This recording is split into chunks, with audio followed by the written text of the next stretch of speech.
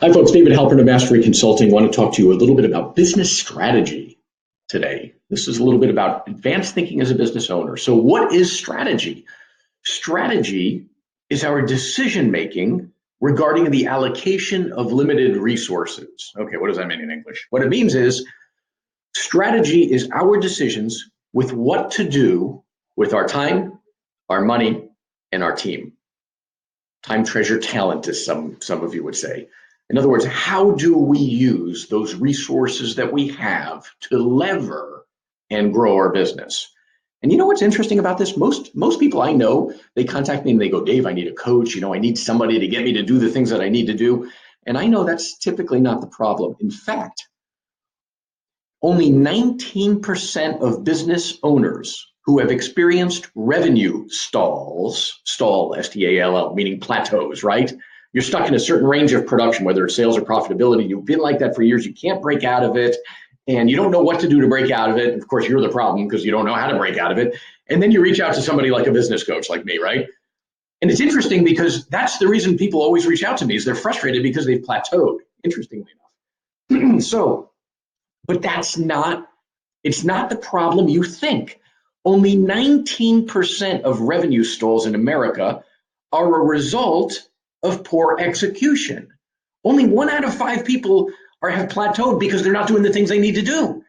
81% of revenue stalls are due to poor strategic decision making in their businesses. In other words, you chose the wrong freaking thing to do with your time, your money, and your team. You lost before you even got started. Many of you know the story of my brother-in-law, who was in the real estate profession. And a number of years ago, when he was struggling in his business, he had a year where 2/3 of his business came from referrals and past clients, sphere, circle of influence, his database basically, and 1/3 had come from open houses. Yet 75% of his time was invested in door knocking. Does everybody understand that the problem was not the execution? He executed on what he wanted to do. The problem was he picked the wrong freaking thing to execute because it was not. I'm not saying the door knocking was the problem. I'm just saying for him, it didn't deliver the results commensurate with the investment of time. Does that make sense? So strategy is about you and I in advance using thinking time and breathing time to determine the right things to do with our time and our money. So what I want to kind of do with you right now is just to breathe. I'm going to read some notes, if you don't mind, from my old journals, my logs of lessons learned over the years, right? And what I want to share with you is just a couple notes that I made to myself about nailing the strategic decision-making process, because it is so crucial. Okay, it's important for my business that I do the right thing with my time and my money and my team's time, if that makes sense. How about you? Okay, let's start with the problem. The problem is we've chosen incorrectly. The problem is it's not just you and I'm dealing with mostly independent business owner type, small and medium-sized businesses. But even in large companies, it's a disaster. Listen to this statistic. Only 19% of companies have a process for developing strategy, and only 2/3 of them do it poorly, which means only 6%, 1 out of every 16 companies has a good process for determining what to do with their time and their money. That's corporations. Can you imagine how bad it is for individuals, most of whom I'm working with? Interesting?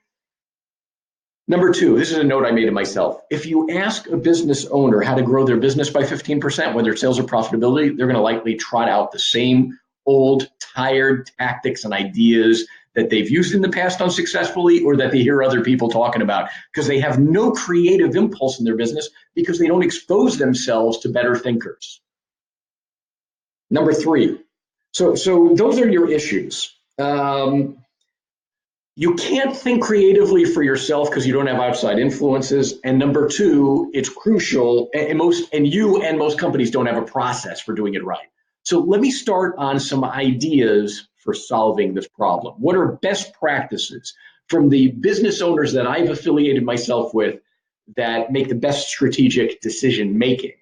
Number 1, they pull in people from various departments and from even outside the company to give them different frames of reference and a greater variety of new ideas. In other words, you cannot build a great business by hanging out with other people in your little narrow niche. It is best to have other people from other departments within your company or even from other industries entirely. to bounce ideas off of when you're making your decisions about what to do with your time and money. You'll get more creative frames of reference, and you'll get experience, the experiential base of other people.